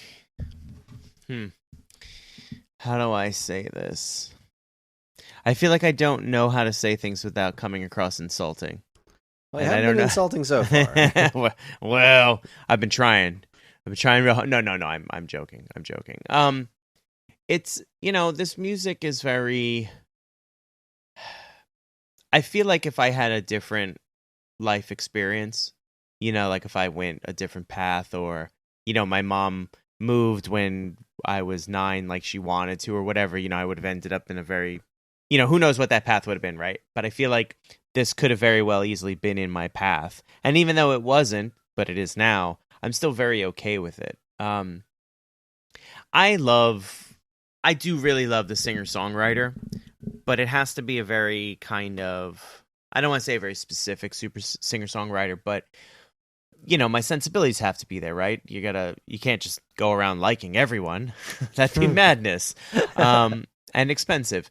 But here, what they're doing, their style, again, I'll touch on it again. Like the lyrics, the writing is really great. You said legs like iron and blood like mercury. Like sometimes that stuff is just exactly what you need to say, right? It doesn't make sense, right? It's a weird metaphor, or in some cases I remember writing lyrics, and bad ones at that, and saying, well, it just rhymes, that's why I went with it. It has no meaning, right? So I can understand that too, but here I think a lot of intentional and a lot of good intentional, Yeah, it's yeah, you nailed it. That's I agree. All right, let's see. We got 2 left before we send you off on your merry way. This next one is another song from America Location 12, which was their kind of comeback album, and it's you know what? I don't have a specific reason. Every other one of these songs was like, this illustrates what this does well. This is just a song that I really like. After listening to this album, this is the song that I went back to. Besides Only the Wild Ones, this is a song that I went back to more than anything. I love every aspect of it. It's got a really complex, I think cadence is the word I'm looking for. It structurally kind of moves in an interesting way. When you'll hear it in the chorus, it kind of loops around itself in not a non-straightforward pattern that I really, really enjoy. And it's got some really good lyrics too. This is called Painted Yellow Lines. It just makes me think of summer, and it's wonderful, wonderful tune. So here it is, Painted Yellow Lines by Dispatch. Enjoy.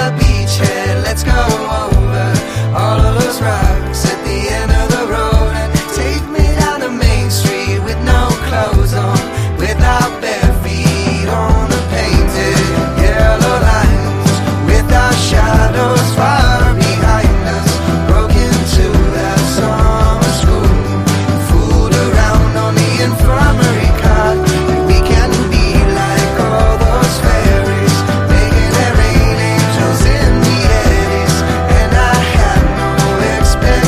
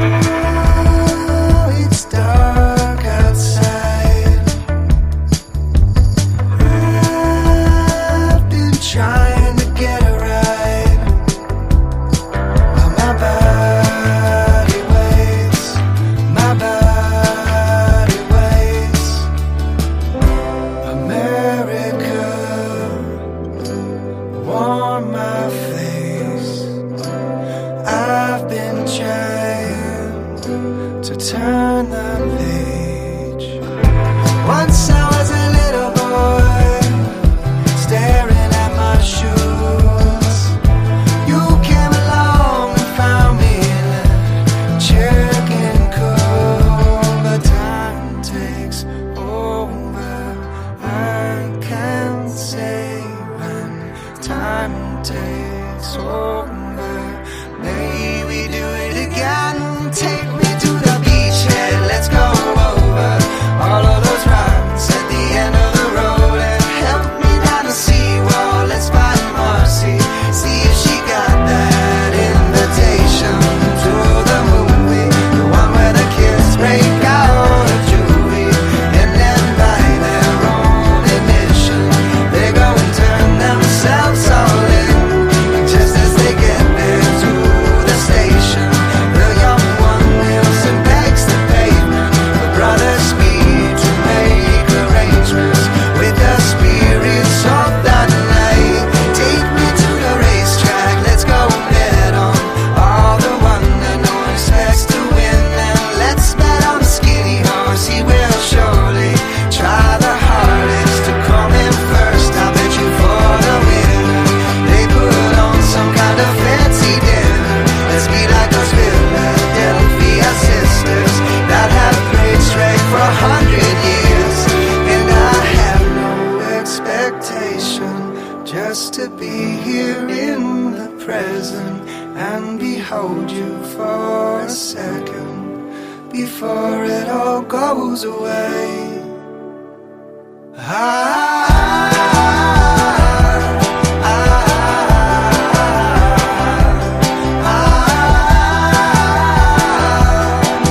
Before it all goes away.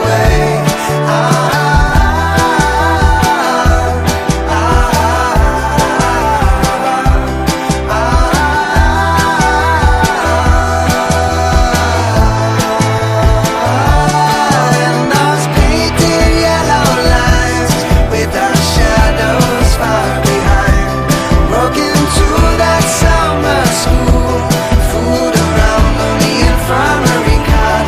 We can be like all those fairies, just making the rain angels in the eddies. And I have no expectation, just an adolescent heart. That was Painted Yellow Lines by Dispatch from America Location 12. I think one of the things that I find most fascinating about that track is that the verses are what repeats and the chorus changes every time. It's kind of like a little interesting backwards take on songwriting that I just love. You see what I meant when I said before about the weird kind of cadence of the way that each piece of the chorus kind of flows into each other. It's like this interesting loop. I know I'm not describing this correctly, and any music fans who know technical terms are probably beating their heads against the wall right now from frustration of me not knowing what I'm talking about. But I freaking love the way this song just kind of loops in on itself, and just the way the lyrics keep going. And it's a wonderful bit of poetry that just fills me with feelings of summer. And there you go. I mean, I feel like your feelings of summer have to do pretty much with like very specific times, like listening to this while, I don't know, summer is happening. I think that they keep bringing up the beach is part of what really. Oh yeah, you're right. But for me personally, I don't necessarily get summer from it. What I do get is like road trip song. So it might be because I have the influence of the name Painted Yellow Lines, but I get this kind of this idea of a road trip. Like, I don't know, whether you're like passing through Red Rocks or kind of the Pacific Northwest or whatever, the flatlands. It just has this very, I don't know, Americana like touch to it. I mean, again, I sing the praises, their harmonies just crush, the writing, the orchestration, the recording. This is a really solid, soup to nuts solid band. Like, and these are really good songs. These are things that, like, even after the song's done, it's still kind of in my head. So there's something to be said for that, because doing live sound for bands, you hear the same, 400 whatever songs, and you get so desensitized to it that you're really just listening to it from a technical standpoint to make sure, like, is the guy about to play the guitar solo? Okay, great. And then when someone improvises, you're like, you're terrible at that. Don't do it. You should really sit down and pick a sound engineer's brain, not about his talent, but about listening to other bands and what they think. It's pretty funny. But yeah, like this is good palate cleansing stuff, right? Because like on most of my journeys out in the universe, I have headphones on, and I'm usually listening to something heavy, something aggressive, something distorted. Right, so this is a really nice change of pace on a sunny, fall afternoon. That is what today is. Yeah, yeah. And I don't want to. Again, I don't want to. I do feel like I cherry picked a bit heavy on the more pleasant side of Dispatch. There is definitely a lot more. There is definitely plenty of distortion in this band. Sure. In fact, if you put on America Location 12, the first song would probably be a very a bit jarring to hear, just right off the bat, with how heavy it is right off the having heard only the Wild Ones and now Painted Yellow Lines, and the first track is a pretty different sound, but it's all very Dispatch. But at any rate, we've got one song left, and this one I apologize to our listeners for. I apologize to you for. You got choked up talking about something at the end of the last episode, and right. This is less of a personal getting choked up, but this is I find this song pretty difficult to listen to, especially since I had kids. I mean, obviously, this song just came out last year. This is off of Break Our Fall. This song is called Pour Into You, and I imagine it's difficult to listen to even if you're not a parent. But as a parent of a young boy, this song gets me. This song really gets me. This is a song about a sick boy in a hospital, and it's one of the most beautiful songs I've ever heard. It's so hopeful and so wonderful, but so gut-wrenchingly heartbreaking at the same time. So yeah, this is called Pour Into You. I couldn't not pick this one just because I know it is it's a hard subject to listen to, and I guess listeners be warned if it's not something you want to hear, but I believe in my heart of hearts that you do, because it is it's wonderful. It's joyous, it's hopeful, it's beautiful, it's sad and heartbreaking, and it's a wonderful song. So here is Pour Into You by Dispatch from Break Our Fall. Oh, my son, don't you go far. I need you not to go. You're long for this world, so stay close to the earth, just like I told you so. Sometimes I feel like we're falling fast, but we never hit the ground. And as we're falling, I turn to you, say now we know the world ain't round. Oh, now we know the world ain't round. Oh, sweet baby, you blow my mind with everything that you do.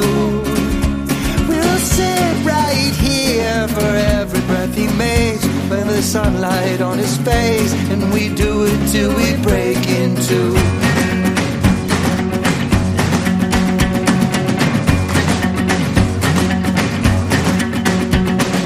Oh, sweet baby, you blow my mind with everything that you do. You said be strong, for this road that we are on could be dangerous, could be long. You pour into me and I'll pour into you, and we'll do it till we break in two. Oh, my son, I see how you fight, and now you need to rest. I know you're scared, but we are right here. Pull out bed, pulled up near, with the nurses fighting the fever like smoke jumpers leaving. They're playing for the fire, and the pilots climbing higher, so your dreams, they don't get tired. Lights blinking round your head like a giant in the city's your bed. Rest now, beautiful boy. You're gonna make it now, beautiful boy.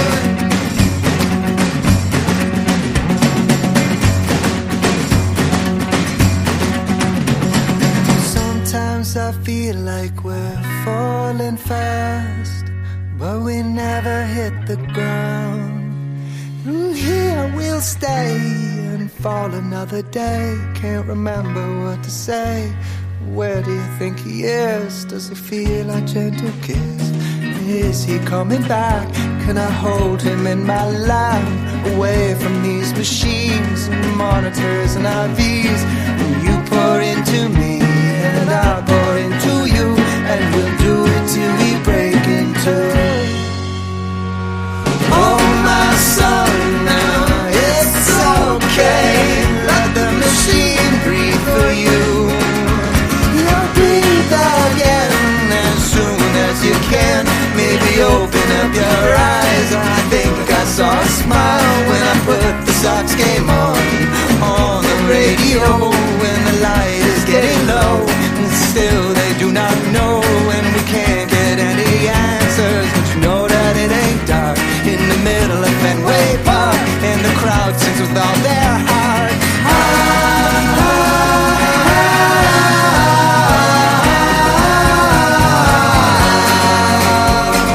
Rest now, my beautiful boy. Oh, rest now, my beautiful boy. You're gonna make it now, beautiful boy.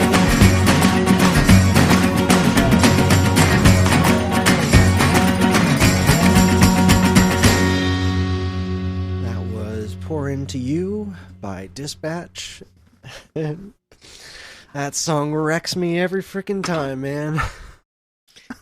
So I'll give you a moment, and I'll talk a bit about it. You know, as someone who doesn't have kids, but you know, this is life. It's a very universal, I think, piece of music. You know, the lyrics, I think, can very easily be translated to, you know, anyone, anything. I've had to be there to put down a dog. You know, my father passed when I was 8 or 9. Grandmother after. You know, you live this life long enough, and things are bound to happen, and it's really hard to put into words. That's. I'm not crying. You're crying. I promise. Yeah, man, that's a heavy song. I will say that the kid that this was written about, at least as of last year, was still alive. Oh wow! So okay, I know that much. Which I didn't know until I started researching for this episode, that the kid was still alive. I just assumed that "Rest Now, My Beautiful Boy" meant that he had died, and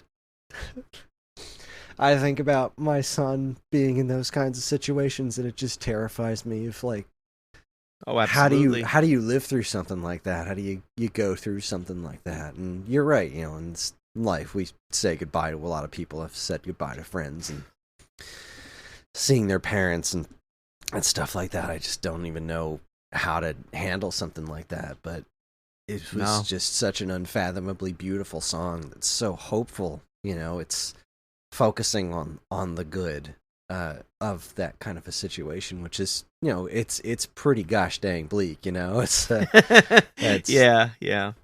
But just that there's still so much joy to be had in life, and even the small moments of, like, you know, does he feel me kiss him on the head and that kind of stuff like that. And it's oh yeah, no, that's the hammer drop for me. Right, I was like, okay, you know, first verse, okay, chorus, great, this is beautiful. Seconds, oh, all right. Third verse, I was like, you sons of bitches, you got me. It's oh, my son, it's okay. Let the machine breathe for you. Oh. I Come on. know. This reminds me. One night I was hanging out with some guy friends of mine. I don't know what all our wives and girlfriends were doing. We were like sitting at the dining table, and they're all off doing something, and we somehow got on the subject of most depressing songs, and we tried to out-depress one another. It was really weird. Oh man. But it's so interesting on a whole other level, like that's a podcast for another podcast about, men being vulnerable and stuff. And we need more of it. Just my opinion.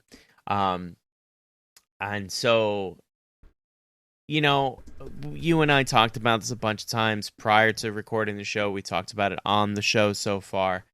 Music is a very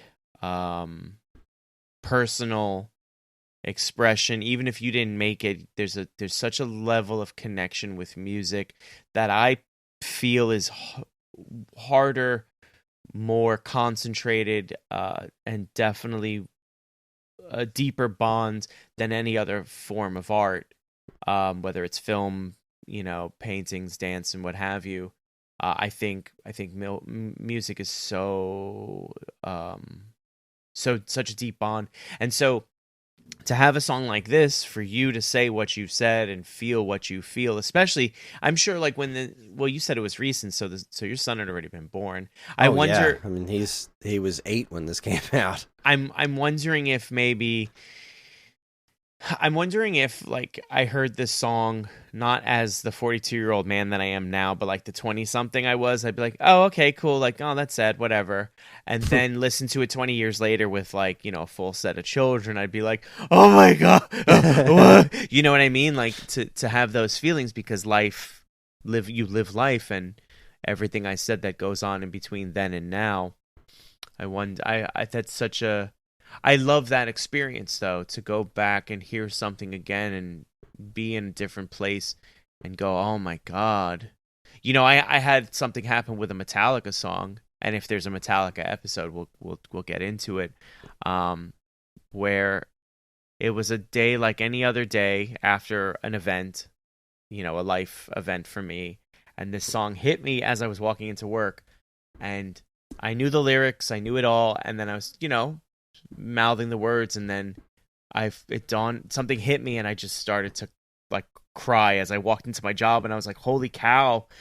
So the fear of putting the song out there isn't big, but everything that comes with it, to say this song breaks me up, this song hits way too close to home sometimes, Yeah. And then to do it in such a way where you're like, I'm putting it out there for all to hear, and like I don't care. You know what I mean? Like how we were a little shy. Like, oh man, I hope you like this, because like, oh, I love it so much, and if you don't, it might actually break my life. So I think on behalf of not just myself, but I think I speak for a lot of our listeners. Like, thank you very much for not only putting the song in front of us, but being as vulnerable and talking about it, and not saying like, oh, I'm gonna edit this all out so I don't sound like I'm bawling my eyes out. So, so thank you for that. Well, after years of doing Wave Back and hearing how much video game music can affect me, it's I'm used to making an ass of myself, but again, you're right. It's not making an ass of myself. It's no. It's just sharing what I feel, and this song. Chad's written a couple of songs like this with State Radio. There was an EP called Simmer Kane that has a song called Keepsake on it that I don't think I really paid enough attention to the lyrics the first time. I think like the second or third time I listened to it, I realized I'm pretty sure it's about a guy committing suicide. It's just it's such a sad, but again, an incredibly beautiful song. And this song right here that we just listened to, my son's going through a hard time right now, and not a health thing, but it's like he's struggling in some ways, and just the feeling of helplessness of being a parent and not knowing if anything you're saying or doing is helping is part of what really gets to the heart of this song, is that you do your best to assure your kids that it's going to be okay. And I try that so much with my own son, and I don't know if it's sticking. I don't know if it's getting through, and all I can do is try my best. But it's just one of those things that sticks with you and connects with music. And I hope someday, if he listens to this music, to this soundtrack, or even this song or this podcast, that he understands how much I love him. But that's Dispatch. That is once you sufficiently dried your eyes, that's Dispatch. Yeah, that's Dispatch. This band is all over the map. They have so very much music. This is the very tip of the iceberg, and I hope I did them justice. I know I didn't delve into a lot of their more jam band, more very deep reggae stuff. I know I didn't hit much of their like heavier stuff, like Even or May We All even. Just they are such an interesting band, and I'm so glad that they're still making music, and I highly recommend listening to any or all of their albums. They're really, really, really great stuff. And I'm really glad that you enjoyed it, Matt. I was thrilled that I was able to introduce you to some music that you had never heard before. That's always a real joy for me. So there you go. That is our show. Join us next time for Matt's next pick. Matt, what are we going to listen to next month? Dude, I'm not kidding when I tell you you want to talk about waffling. Boy, oh boy, it's such a tough time. What's the criteria? What am I doing? What am I trying to say, right? What am I out here trying to say to everyone listening? And most importantly, to you, really, because at the end of the day, if no one listens, it's just you and I having conversations, which I love, personally. I decided that what I'm going to do for my first few episodes, because I feel like maybe you have this kind of clear-cut idea. I feel like the Fountains of Wayne and Dispatch, you're like, Fountains of Wayne is like one half and then Dispatch is the other half, right? And I thought, okay, how do I do that? And I was like, okay, well, one half is White Zombie and the other half is... Okay, no, wait, okay. So 33% is White Zombie and 33%... No. Okay, so 25%... So yeah, my next pick is going to be my third half. So, oh, okay, good. As long as we're allowed 3 or 4 halves, I'll stick with the half. Eventually, I'm just going to start picking bands that I like, which was kind of the whole point. But I feel like it was important for me to get these are the tent poles of my musical tastes down, and then kind of build from there. But yeah, and without having that conversation with you, that's what I thought too. Like, really, what are my musical inclinations? So, I settled, and I don't mean that to be a negative settled, right? I waffled, I settled. I'm going to do Depeche Mode. Oh, okay. Yeah, I'm a massive Depeche Mode fan, and I thought, it was a tough choice. It was going to be electronic, but I thought Depeche Mode would be a good kind of like strictly electronic, but not the other electronic, which I will definitely do an episode on the other band. Again, I want to keep my cards close to the chest. I don't want to let the cat out of the bag for some things. But if you join our Discord, we do talk about stuff. So you might get a kernel for a new episode. At any rate, Depeche Mode is my choice for next episode, and that's going to be a tough one because they've been making music for a very long time. Yeah. So, I know very little Depeche Mode, so I'm very excited for this because it's a band now that very excited. It is a band that I am familiar with, but I know very, very little of. So that's exciting. Awesome. I'm very excited for this. Cool. Good pick. Thank you. All right. Well, it's time to wrap this thing up. We here at Turning Tracks are incredibly grateful to everyone who listens, and we love communicating with you when we can. We have a couple of ways you can do that. There's the Geekade Discord channel, in which we have a Turning Tracks chat, where we hope to discuss all manner of stuff relating to music and whatever our next episodes are going to be. And of course, you can always still send us an email at mail@geekade.com. And while you're at it, check out all our social media channels, which you should totally follow, like, and subscribe to if you haven't already. Turning Tracks and other Geekade podcasts are made possible thanks to the Geekade Patreon page. There, patrons can get access to a monthly podcast topic and recording schedule, get early access to most of Geekade's shows, including this one and more. And if you've enjoyed our podcasts over the years, follow the link in the description and give it a look. We really appreciate it. And finally, as always, be sure to check out all the other great content we have on our site over at geekade.com. We're going to leave you with a song called Alias. This is the final track from Dispatch's debut album, Silent Steeples, and it's a song that they would frequently end shows with as well. This is a song about a man that Chad met when in Africa, when he went there to teach English during his college years. The beginning of the song is in Alias's native language, and if my memory serves right from a live show I saw once, it's a greeting that they use in his village that means, I am strong, are you strong? I am strong, if you are strong, I am strong. This song is an incredibly fun piece of music with lyrics that really stuck with me. It's also an awesome showcase, once again, of their abilities to harmonize with one another. This is, the popularity of this song is partially why they did that Dispatch Zimbabwe concert, and in fact, they brought Alias to that concert, brought him up on stage, which was incredibly cool. At least I'm pretty sure they did. I might be imagining that last part, but I don't think I am. It happened. Screw it. This is such a fun song. It's it's got a really good hook to it. And by the end, they're not even singing words anymore. They're just harmonizing with each other and just playing their voices like an instrument. That's cool. It's a wonderful song, like all the rest of these are.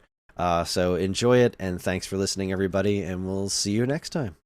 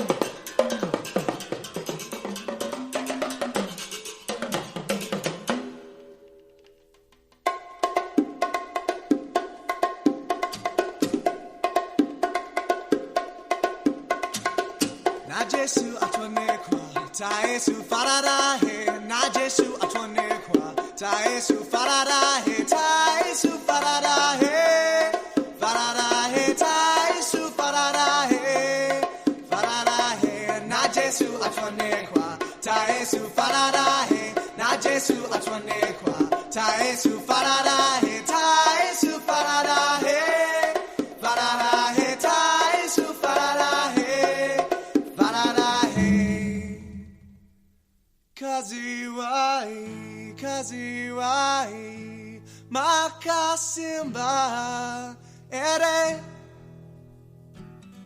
Ndakasimba Kana Makasimba Oh Ndakasimba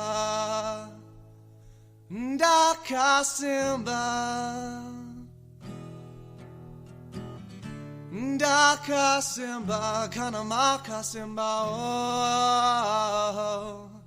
You raise your head, beat the sun, but your boys, they lie. So close to you, do you dare get up and wake the two? Oh, Alias, I see you there at work in the daytime. Do you think you could answer all the questions of the world in just one word?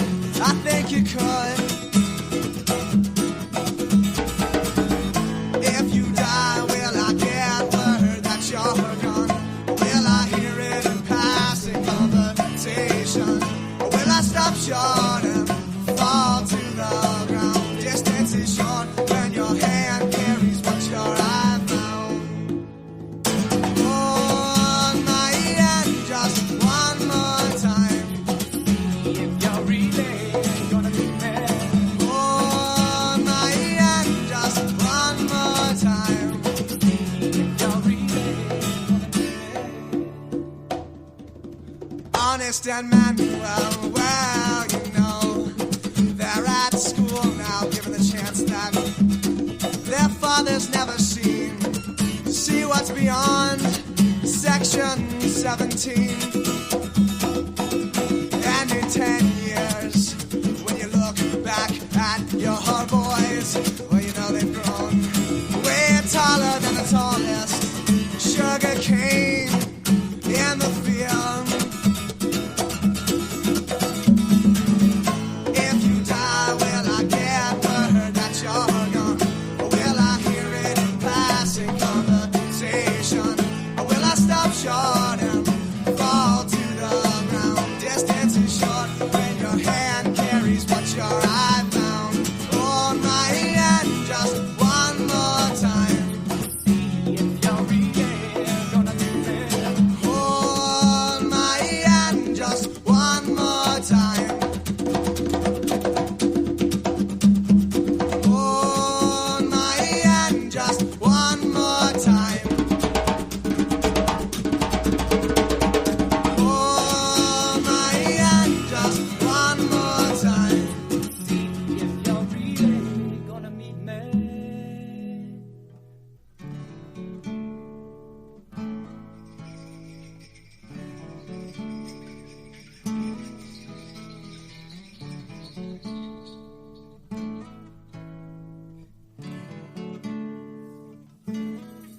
And I see your wife, she stands stooped over by the fire outside. And I see your boys, and when they look up, you know, I think they got their mother's eyes, 'cause she looks so proud. She looks so happy. She looks so proud. She looks so happy. Yeah, if you die, will I get word that you're gone? Or will I hear it in passing conversation? Or will I stop short and fall to the ground? Distance is short when your hand carries what your eye found. Hold my hand just one more time. See if you're really gonna do it. Hold my hand just one more time. See if you're really gonna do it. Hold my hand just one more time. Hold my hand one more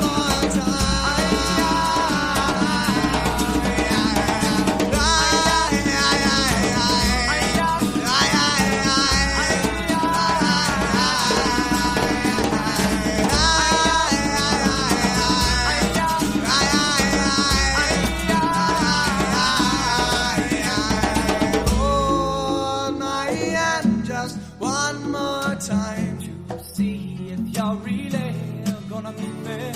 Hold my hand just one more time to see if you're really gonna meet me.